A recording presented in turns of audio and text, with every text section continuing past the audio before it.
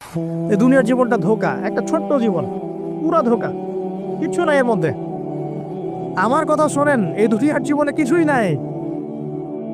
চারপাশে অনেক কিছু মনে হবে, আপনার বাড়ি আছে, গাড়ি আছে, স্ট্যাটাস আছে, টাকা পয়সা, প্রতিপত্তি সব আছে।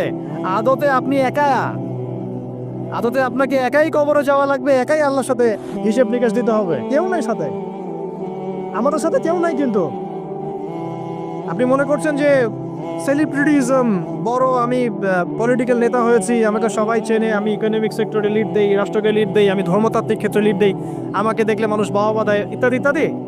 দিন শেষে আমি একা, আপনিও একাই। আমাকেও একাই যেতে হবে, আপনাকেও একাই যেতে হবে। এগুলো সব চারপাশের খালি অন্ধ মোহ, আর কিচ্ছু না। তো এই মোহের মধ্যে ঢুকে পড়বেন না, আল্লাহ পাক তৌফিক এনায়েত করুন। নবী সাল্লাল্লাহু আলাইহি ওয়াসাল্লাম বারবার বলতেন, আল্লাহুম্মা ইন্নী আউযু বিকা মিন ফিতনাতিদ দুনিয়া, বলতেন না, হে আল্লাহ, আমি এই দুনিয়ার ফিতনা থেকে তোমার কাছে আশ্রয় প্রার্থনা করছি। ওয়া ইন্নী আউযু বিকা মিন ফিতনাতিন নিসা, আমি মহিলাদের ফিতনা থেকেও আশ্রয় প্রার্থনা করছি। আরো দোয়া করতেন, আল্লাহুম্মা ইন্নী আউযু বিকা মিন আযাবিল কবর, হে আল্লাহ, আমি কবরের আযাব থেকে আশ্রয় প্রার্থনা করছি। ওয়া আযাবি জাহান্নাম, জাহান্নামের আযাব থেকে আশ্রয় প্রার্থনা করছি। ওয়া মিন ফিতনাতিল মাহইয়া ওয়াল মামাত, জীবন মৃত্যুর ফিতনা থেকে আশ্রয় প্রার্থনা করছি।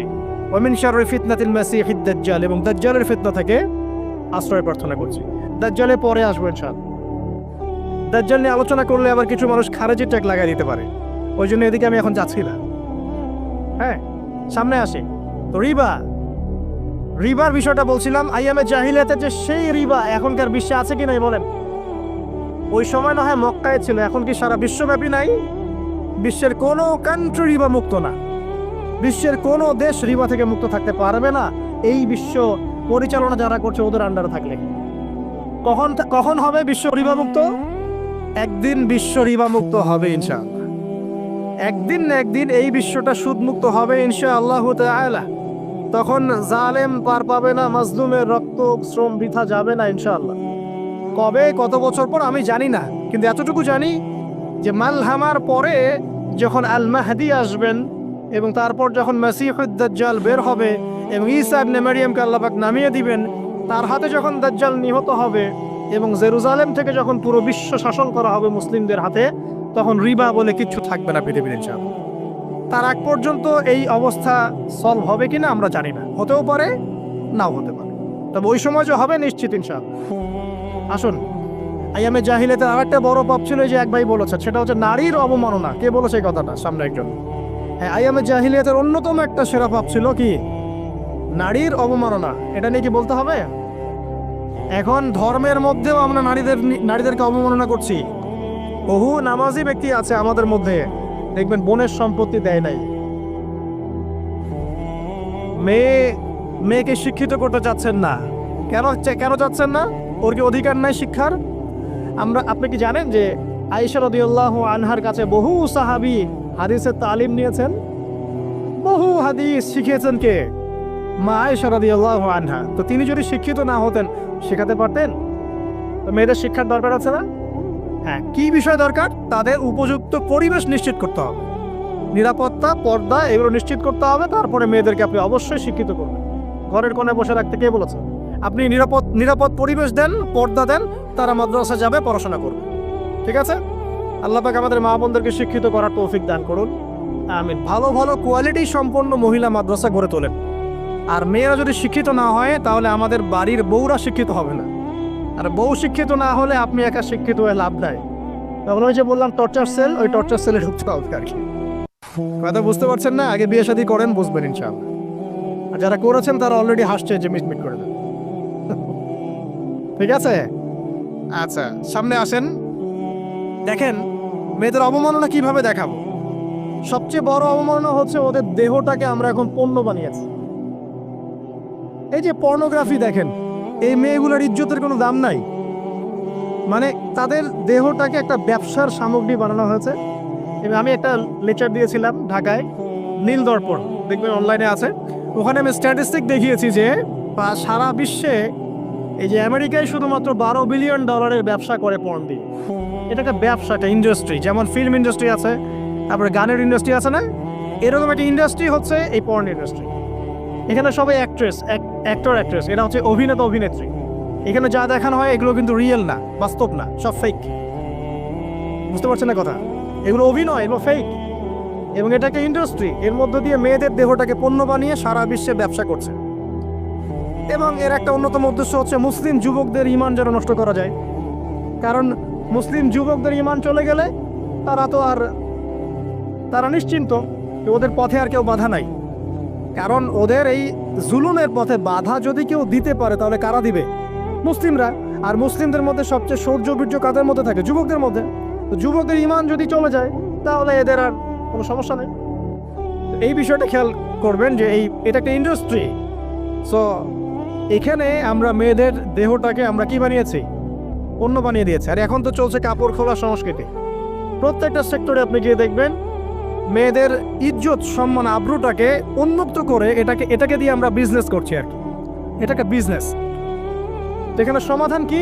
সমাধান আয়েশা রাদিয়াল্লাহু আনহা। সমাধানকে সমাধান ফাতিমা রাদিয়াল্লাহু আনহা। সমাধানকে সমাধান খাদিজা রাদিয়াল্লাহু আনহা। আমাদের মা, আমাদের বোন, আমাদের স্ত্রীদেরকে তাদের মতো করে মানুষ করতে হবে, গড়ে তুলতে হবে ইনশাআল্লাহ। দেখবেন নারীর সত্যিকারের সম্মান নিশ্চিত হবে ইনশাআল্লাহ। ইসলাম কি কখনো বলেছে যে মেয়েরা কাজ করতে পারবে না, পড়াশোনা করতে পারবে না ইত্যাদি? এই নাস্তিকরা তো ঠুনকো যুক্তি দিয়ে আক্রমণ করে। কে বলেছে সমস্যা? এমন ইসলামিক স্টেট আছে যেখানে একটা স্টুডিও, মনে করি স্টুডিও, ছবি তোলা হয় কথার কথা, সেখানে সব কর্মী মহিলা, কোনো পুরুষ নাই। একটা মাদ্রাসা, সমস্ত কর্মী মহিলা, কোনো পুরুষ নাই। একটা স্কুল, সবাই মহিলা, কোনো পুরুষ নাই। ওখানে মেয়েরাই পড়ে, মেয়েরাই শেখায়। জায়েজ না জায়েজ বলেন? একটা নিরাপদ পরিবেশে যদি মেয়েরাই মেয়েদের দায়িত্ব নিয়ে পড়াশোনা করায়, ব্যবসা করে, অন্য কিছু করে, জায়েজ না জায়েজ? তাহলে পরিবেশ নিশ্চিত করাটা হচ্ছে চ্যালেঞ্জ। ইসলাম বলছে না যে আপনি তাকে একদম অজ্ঞ করে রেখে ঘরের কোণে ফেলায় রেখে দেন, তাকে আপনি পড়াশোনাও শেখাবেন না, সম্পত্তির অধিকারও দিবেন না, কিছুই না। এগুলো ইসলাম কখনো বলে না। বলেছে? আরে বোকা মানুষ! রাসূলুল্লাহ সাল্লাল্লাহু আলাইহি ওয়াসাল্লামের সময় তো মহিলা সাহাবীরা উহুদের যুদ্ধ করেছে। কি শুনলেন? রাসূল সাল্লাল্লাহু আলাইহি ওয়াসাল্লামের সময় মহিলা সাহাবী উহুদের যুদ্ধও করেছে। উহুদের যুদ্ধের নাম শুনেছেন? ওখানে মহিলা সাহাবীও ছিল, তীরন্দাজ। তাহলে মহিলারা কি করে নাই নবীর যুগে? আর খাদিজা রাদিয়াল্লাহু আনহা যত বড় ব্যবসায়ী ছিলেন, এখন এত বড় ব্যবসায়ী পাবেন? কোনো মেয়ে আছে এত বড় ব্যবসায়ী? উসমান রাদিয়াল্লাহু আনহু যত বড় বিজনেসম্যান ছিলেন, এখন এত বড় বিজনেসম্যান আছে? তো কি ছিল না সেই স্বর্ণযুগে? ওই স্বর্ণযুগের সুন্নতি আমাদেরকে আমল করতে হবে। আল্লাহ পাক তৌফিক এনায়েত করুন, আমিন। প্রিয় মা ও বোনেরা, পর্দা ছাড়বেন না। আপনাদের জন্য 4টা কাজ: স্বামীর আনুগত্য করা, লজ্জাস্থানের হেফাজত করা, আপনার 5 ওয়াক্ত সালাত ঠিকঠাক মতো আদায় করা, এবং রমজান মাসে সাওম রাখা। নবীজি বলেছেন সাল্লাল্লাহু আলাইহি ওয়াসাল্লাম, জান্নাতের যে কোনো দরজা দিয়ে ইচ্ছা আপনি প্রবেশ করতে পারবেন। আপনার জন্য সহজ। আর স্বামীর আনুগত্য বলতে আমি বুঝাইনি স্বামীর দাসত্ব করতে হবে, এটা বলি নাকি। এখনকার কিছু ফ্যামিলিস্ট মেয়ে আছে, ওরা আনুগত্য শব্দ মনে হয় যে দাসত্ব মনে হয়। আনুগত্য দাসত্ব এক জিনিস না। আনুগত্য কি? স্বামী কোরআন সুন্নাহর অনুকূলে কোনো কথা বলেছে, আপনি মানবেন। স্বামী বলছে পর্দা করো, তোমাকে ভালোবেসে বলছি তুমি পর্দা করো, তুমি আমার অনেক প্রিয় একজন মানুষ, তুমি বেপর্দায় বাইরে যাবা, লোকজন দেখবে, কেমন হয়? ঠিক আছে, তোমাকে তো আমি বিয়ে করেছি, তুমি আমার মানুষ, তোমাকে দেখবে কেন? ঠিক আছে? তো এখন স্বামী ভালো কথা বলেছে, আপনি শুনলেন, এটা আনুগত্য। আর ওই স্বামী যদি বলে আসো তো আমার কলিগরা এসেছে, ওকে খাবার সার্ভ করতে হবে, আসো খাবারটা পরিবেশন করো, এখন আপনি বেপর্দা হয়ে আপনার স্বামীর কলিগের সামনে খাবার পরিবেশন করতে শুরু করলেন, এটা কি আনুগত্য করতে হবে? এটা তখন আপনি আনুগত্য করবেন না। সিম্পল। কোরআন সুন্নাহর অনুগত কাজে আপনি স্বামীর আনুগত্য করবেন, বিপরীতে গেলে আপনি করবেন না। স্বামীর আনুগত্য মানে স্বামীর দাসত্ব নয়। আর এই হাদিসটা আপনি কেন ভুলে যান যে আল্লাহ রাসূল সাল্লাল্লাহু আলাইহি ওয়াসাল্লাম বলেছেন, আল্লাহ ছাড়া যদি কাউকে সেজদা করা যেত, সম্মান বুঝাচ্ছেন, আল্লাহ ছাড়া যদি কাউকে সেজদা করা জায়েজ হতো, আমি মেয়েদেরকে বলতাম যেন স্বামীকে সেজদা করে। কেন? কারণ আপনাকে রেসপন্সিবিলিটি, আপনার খাবার, আপনার ফুড, আপনার শেল্টার, আপনার পুরো দায় দায়িত্ব নিজের হাড় ভাঙা পরিশ্রম দিয়ে, জীবনের ঝুঁকি নিয়ে স্বামী আপনার জন্য করে। সে আপনার সম্মান পাওয়ার যোগ্য তো? সে কি আপনার সম্মান পাওয়ার যোগ্য নয়? আপনি যদি সম্মানের হক আদায় না করতে পারেন তাহলে আপনি অকৃতজ্ঞ। আর অকৃতজ্ঞ মেয়ে কখনো জান্নাতে যাবে? একটা হাদিসে আছে, বেশিরভাগ মেয়ে জাহান্নামে যাওয়ার অন্যতম কারণ হচ্ছে তারা স্বামীর সাথে কুফুরি করে। কি করে? সারা জীবন স্বামী ভালোবেসে যায়, ভরণ পোষণ দিয়ে যায়, সব চাহিদা পূরণ করে যায়। একদিন দেখবেন কথা কাটাকাটি হয়েছে, ওই দিন বলে বসবে যে তোমার কাছে আমি কিচ্ছু পাই নাই সারা জীবন। এই যে কুফুরি, এই কারণে তারা জাহান্নামে যেতে পারে বেশি, আল্লাহ হেফাজত করুন না। আরেকটা কারণ হচ্ছে যে বেপর্দা। আপনাকে 4টা মূলনীতি ফলো করতে হবে। এক, এমন কোনো পোশাক পরবেন না যে পোশাকটা আটো সাটো, যেটা পরলে আপনার গায়ের কাঠামো বোঝা যায়। এটা বোরখা হলেও পরা যাবে না। আমি কি বুঝাতে পারছি? ডিজিটাল বোরখা দেখেন নাই? দেখছেন? মাশাআল্লাহ। আর কারা কারা দেখছেন? এদিকে চোখ বেশি যায় না? আচ্ছা, এমনি দেখা যায়, চোখ দিতে হয় না, এমনি দেখা যায়। ডিজিটাল বোরখা চলবে না, ডিজিটাল বোরখা চলবে না। আমার মত, এটা আমি মত দিচ্ছি, আমি আল্লাহর রাস্তায় সময় দিয়েছি অনেকদিন, এবং এখানে যে পর্দাটা শেখানো হয় এরকম পর্দা আমি অন্য কোথাও দেখি নাই। এত চমৎকার পর্দা শেখানো হয়। কারা কারা সময় লাগিয়েছেন? 3 দিন 7 দিন সময় দিয়েছেন কারা কারা? বেশিরভাগই দেন নাই। সমস্যা নাই, দিতে হবে। আমি বাধ্যতামূলক বলিনি আপনাকে, বলেছি এখানে পর্দা শেখানো হয়, চমৎকার পর্দা শেখানো হয়, যে এখানে চোখটা পর্যন্ত তাদের ঢেকে রাখার তালিম দেওয়া হয়। যাই হোক, যেখানেই শেখেন অ্যাটলিস্ট পর্দাটা শিখলেই হলো। এমন পোশাক হবে না যেই পোশাকটা আটো সাটো, যেটা পরে আপনার গায়ে কাঠামো বোঝা যায়। 2 নম্বরে এমন পোশাক পরা যাবে না যেই পোশাকটা পরলে বাহির থেকে ভিতরের অঙ্গ দেখা যায়। দেখেছেন? দেখেন নাই? দেখছেন হুজুর?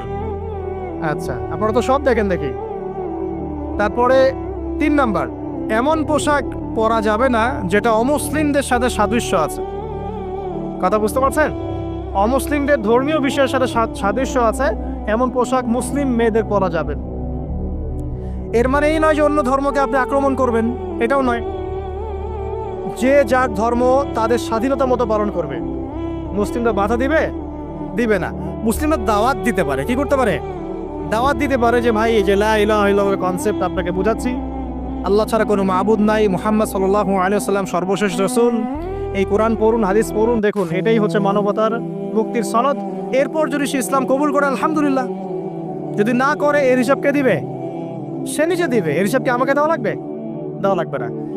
তো অমুসলিমদের সাথে সাদৃশ্য আছে এমন পোশাক চলবে না। আর 4 হচ্ছে, পুরুষরা মেয়েদের পোশাক পরতে পারবে না, মেয়েরা পুরুষদের পোশাক পরতে পারবে না। জি, আপনাদেরকেই বলছি, আপনারা জিন্স পরতে পারবেন না, মেয়েদেরকে বলছি, এবং টি শার্ট পরতে পারবেন না।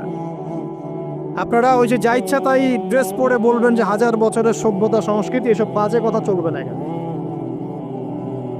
এটা 1000 বছরে কোনোদিনও আমাদের দাদা নানিরা এগুলা কখনো পরে নাই। বুঝছে? আপনার দাদি কখনো এরকম পরছিল শাড়ি? তো এই যে বললো 1000 বছর থেকে পরে আসতেছে নাকি। সুবহানাল্লাহ। তো এখানে বিষয়টা হচ্ছে, পুরুষ মেয়ের পোশাক পরতে পারবে না, মেয়ে পুরুষের পোশাক পরতে পারবে না। আমি খুব সংক্ষিপ্ত করে আপনাকে কোরআন সুন্নাহ থেকে 4টা মূলনীতি বলে দিলাম। এই 4টা মূলনীতি কোরআনেও আছে, হাদিসেও আছে। আসেন, এই যে নারীর অবমাননা, এই বিষয়টা আইয়ামে জাহিলিয়াতে যেমন ছিল, এখন দেখবেন আরো বড় পরিসরে এসেছে। আসে নাই? এই যে ফ্যাশন শো, দেহের প্রদর্শনী, বিভিন্ন ফিল্মস দেখবেন, ফিল্ম ইন্ডাস্ট্রিজে দেখবেন, মিউজিকে দেখবেন, পর্নে দেখবেন, মেয়েদের দেহটাকে নিয়ে ব্যবসা করা হচ্ছে। আগে তো না হয় কন্যা সন্তান হলে জীবন্ত পুঁতে ফেলতো নাকি, এখন যদি গর্ভের বাচ্চা মেয়ে জানে, অনেকে আগেই মেরে ফেলায়। বুঝেন নাই মনে হয়? অনেকে যদি জানে যে গর্ভে মেয়ে সন্তান আছে, আগেই মেরে ফেলায়। এমন অনেক দেশ আছে, আমি নাম বলছি না দেশের সঙ্গত কারণে, যে সেই দেশে এরকম মেয়ে সন্তানকে এই যে খালাস করে ফেলার, নষ্ট করে ফেলার, ভ্রূণ নষ্ট করার আলাদা ক্লিনিক আছে, আলাদা হসপিটাল আছে। বলে নাউজুবিল্লাহ। তো আসলে ওই 1450 বছর আগের মানুষটা বেশি বর্বর ছিল না আমরা বেশি বর্বর? এই অধিকারের কথা বলে বলে আমরা মেয়েদের দেহটাকে নিয়ে এখন মস্করা করছি, তামাশা করছি। সবচেয়ে সেরা অধিকার কোথায় পাবে? কোরআনে পাবে, হাদিসে পাবে, ইসলামে পাবে। তার পর্দা নিশ্চিত হবে, দেহ সেফ থাকবে, তার ইজ্জত নিশ্চিত হবে, ইজ্জত সেফ থাকবে, তার সম্মান সেফ থাকবে, তাকে রাজরানীর মতো স্বামী বাসায় রাখবে, কারণ সে হচ্ছে তার কাছে সবচেয়ে মূল্যবান প্রিয় বস্তু। শুধু তাই নয়, সম্পত্তির অধিকার তাকে দিতে হবে। একজন মেয়ে তার ভাইয়ের সম্পত্তি পাবে, তার বাবার সম্পত্তি পাবে, তার স্বামীর সম্পত্তি পাবে, সব দিক থেকে সে সম্পত্তি পাবে। আর একজন ছেলে কিন্তু সব দিক থেকে সম্পত্তি পাবে না। এই বিষয়গুলো যখন এক শ্রেণীর মানুষ বোঝে না, তখন ইসলামের বিরুদ্ধে অহেতুক প্রোপাগান্ডা চালানো শুরু করে। সবচেয়ে সেরা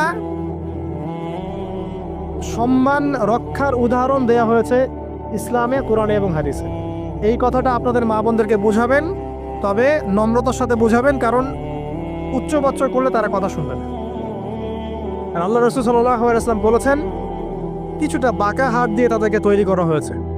যদি আপনি শক্ত করে চাপ দিতে যান তাহলে ভেঙে যাবে, আর যদি আপনি ওই অবস্থায় ছেড়ে দেন তাহলে বাঁকাই থেকে যাবে। এখানে আপনাকে হিকমা অবলম্বন করতে হবে। আল্লাহ পাক তৌফিক দান করুন। একটা বিষয় বলছিলাম, ওই যে শিরকের পাপ এখন গ্লোবালাইজেশন হয়েছে না, ওই সুদের পাপ এখন গ্লোবালাইজেশন হয়েছে না। গ্লোবালাইজেশন বোঝেন? মানে বিশ্বায়ন, পুরো বিশ্বে ছড়িয়ে পড়েছে না। আরেকটা হচ্ছে এই যে মেয়েদের অবমাননা, এটা সারা বিশ্বে ছড়িয়ে পড়ে নাই। আচ্ছা, আর দুটো বলবো, এরপর বলে আমি শেষের দিকে যাচ্ছি। আশা একটা হচ্ছে মাদক। মাদক আইয়ামে জাহেলিয়াতের অন্যতম সেরা পাপ ছিল কে? মাদক। ওই যে বলছেন জাহেলি যুগ, কেন বলছেন জাহেলি যুগ? বিকজ ওইখানে মাদক খেত মানুষ বেশি। এখন বলেন, ওখানে না হয় মক্কায় মাদক খেত মানুষ, এখন সারা বিশ্বে মাদক ছড়িয়ে পড়ে নাই? বেশি না কম? এখন এই যে নতুন নতুন মাদক আসছে, ইয়াবা, আরো নাকি কি কি আসছে নতুন নতুন, আমরা নামও জানি না। এই যে গাজার নাম জানি, ফেন্সিডিলের নাম জানি, আর কি কি আছে, হিরোইন বলেন, আর দু একটা, আফিম, আর কি আছে? হ্যাঁ, রেন্ডি, সুবহানাল্লাহ, এই নামও কখনো শুনি নাই আমি। আচ্ছা শোনেন শোনেন, বিষয়টা হচ্ছে, দেখুন এই বিষয়টা কি হালাল না হারাম? আচ্ছা, এটাকে যদি আমরা হালাল করে নেই তাহলে কি হবে? কুফরি হবে না শিরক হবে? শিরক কুফর দুটোই হচ্ছে। কিন্তু এখন মক্কার কিছু মানুষ মাদক খেয়েছে বুঝলাম, আল্লাহ রাব্বুল আলামিন ধাপে ধাপে এখান থেকে বের করেছেন। প্রথমে বলেছেন মদ খেয়ে নামাজের ধার কাছে যেও না। হ্যাঁ, তারপরে বলেছেন এই যে মাদকে কিছুটা উপকার আছে কিন্তু বেশি ক্ষতি। তারপর বলেছেন খেয়ে নামাজের কাছে যেও না। তারপর ধাপে ধাপে শেষের দিকে এসে আল্লাহ পাক বলেছেন যে এটাকে ছেড়ে দাও। সূরা মাইদায় পড়ে দেখেন, এটা শয়তানের কাজ। তখন সাহাবায়ে কেরাম রাদিয়াল্লাহু আনহুম পুরোপুরি মাদক থেকে নিজেদেরকে মুক্ত করলেন। এরপরে কি কখনো তারা মাদক ছুঁয়েও দেখেছেন? বরং মাদক দ্রব্য সেবন করলে 40টা লাঠি বেত্রাঘাত করতে হয়, ইসলামিক শাস্তি। কয়টা লাঠি? আর ওমর রাদিয়াল্লাহু আনহুর সময়ে 40 লাঠিকে বাড়িয়ে 80 লাঠি করা হয়েছে। কত লাঠি? 80 লাঠি। কিন্তু আরো একটা পাপের শাস্তি আছে, বলবো? অপবাদ, এখন যেটা বেশি দেওয়া হয়, অপবাদ, মিথ্যা অপবাদ, সতী সাধী নারীর উপরে মিথ্যা অপবাদ, এর শাস্তি হচ্ছে 80 লাঠি। আবার 100 লাঠির শাস্তি আছে, 100 লাঠি। এটা কিসের জানেন? জিনা। জিনা, এই যে যারা করছেন, এর শাস্তি হচ্ছে 100 লাঠি। তাও জনসমক্ষে দিতে হবে, গোপনে না। আর 1 বছরের জন্য এলাকা ছাড়া করতে হবে। রজম একটা শাস্তি আছে, রজম। এটা কি? রজম মানে পাথর নিক্ষেপ করে হত্যা। এটা তো বর্বর, তাই না? অমানবিক, মধ্যযুগীয়। এসব কথা শুনছেন না? শোনেন, কিছু কিছু বিষয় আছে যে বিষয়গুলো করার পরে এই পৃথিবীতে মানুষ বেঁচে থাকার অধিকারটা হারিয়ে ফেলে। কথা বুঝতে পারছেন না মনে হয়? কিছু কিছু পাপ আছে, এগুলো করলে পরে মানুষ এই পৃথিবীতে বেঁচে থাকার অধিকারটা হারায় ফেলে। যেমন কোনো বিবাহিত ব্যক্তি যদি জেনা করে, নাউজুবিল্লাহ, কোনো ছেলে যদি কোনো ছেলের সাথে যৌন সম্পর্ক করে, সমকামী করে, বা এটাকে যদি গে মানে যেটা কি বলে, সমকামিতা, ঠিক আছে, এই কাজ যদি কেউ করে, এই নোংরা কাজ যদি কেউ করে, কোনো মেয়ে যদি কোনো মেয়ের সাথে এরকম কোনো কাজ করে, একই পাপ। এইসব পাপ করলে পরে এই পৃথিবীতে বেঁচে থাকার অধিকারটা সে হারিয়ে ফেলে। কথা কি বুঝতে পারছেন? আচ্ছা, তখন শাস্তি হচ্ছে আল্লাহ রাব্বুল আলামিন পাথর নিক্ষেপ করে হত্যা করতে বলেছেন। কারণ হচ্ছে সে এত গর্হিত একটা কাজ করেছে যেটা এই শাস্তি পাওয়ার সম্পূর্ণ যোগ্য। এবং কওমে লূত নামে যে কওম ছিল, ওই কওমটাকে আসমানে উঠিয়ে আল্লাহ পাক পাথর বর্ষণ করে এভাবেই শেষ করে দিয়েছে। জর্ডান, একটা দেশ আছে না জর্ডান, জর্ডানের পাশে ডেড সি নামে একটা জায়গা আছে, ডেড সি, মৃত সাগর। ওইখানে সাদুম নামে একটা গোত্র থাকতো। কোন গোত্র? সাদুম। ওই সাদুম গোত্র এরকম সমকামী ছিল। আল্লাহ রাব্বুল আলামিন লূত আলাইহিস সালামকে পাঠিয়েছিলেন, তারা হেদায়েতের বাণী শোনে নাই। আল্লাহ পাক ওদেরকে আসমানে উঠিয়ে পাথর নিক্ষেপ করে উল্টা দিকে দাফন করে দিয়েছেন। নাউজুবিল্লাহ। তো কিছু কিছু পাপ আল্লাহ পাক সহ্য করেন না, আল্লাহ পাকের আরশ কেঁপে ওঠে। এই পাপগুলো সেরকম পাপ। কথা বুঝতে পারছেন? তো এই যে জিনা, পর্নোগ্রাফি, ব্যভিচার, পরকে, এগুলোর মধ্য দিয়ে আমরা নারীর অবমাননা করছি না? এবং ধর্মের মাধ্যমেও মাঝে মাঝে করছি, যখন আমরা ধর্মের নামে মেয়েদের অধিকার দিচ্ছি না। অনেকেই সম্পত্তির অধিকার দিচ্ছেন না, অনেকেই শিক্ষিত করছেন না, অনেকেই আরও এই যৌতুক নিচ্ছেন না, যৌতুক নিচ্ছেন না অনেকেই। যে বিয়ের সময় যৌতুক নেয়, এটা তো মেয়ের উপর, মেয়ের পিতার উপর টর্চার করা, সম্পূর্ণ হারাম, সম্পূর্ণ হারাম। তারপরে দেখবেন, রিপোর্টগুলো পড়ে দেখবেন যে এই বছর 2000 কত এটা 22, এই 22-এই গভর্নমেন্ট রিপোর্ট অনুযায়ী নিবন্ধিত প্রায় 1339টা ধর্ষণের মামলা হয়েছে। তো এটা এখন অ্যাভেলেবল, যে কোনো সব জায়গায় ধর্ষণ হচ্ছে, এখন অ্যাভেলেবল। মানুষ এটাকে স্বাভাবিক মনে করছে, এখন নর্মাল, নর্মাল ধর্ষণ হতেই পারে, মানুষ এখন এমন মনে করছে। প্রত্যেক দিন পেপার খুলবেন, দেখবেন রেপের খবর, প্রত্যেক দিন খবর শুনবেন ধর্ষণের খবর।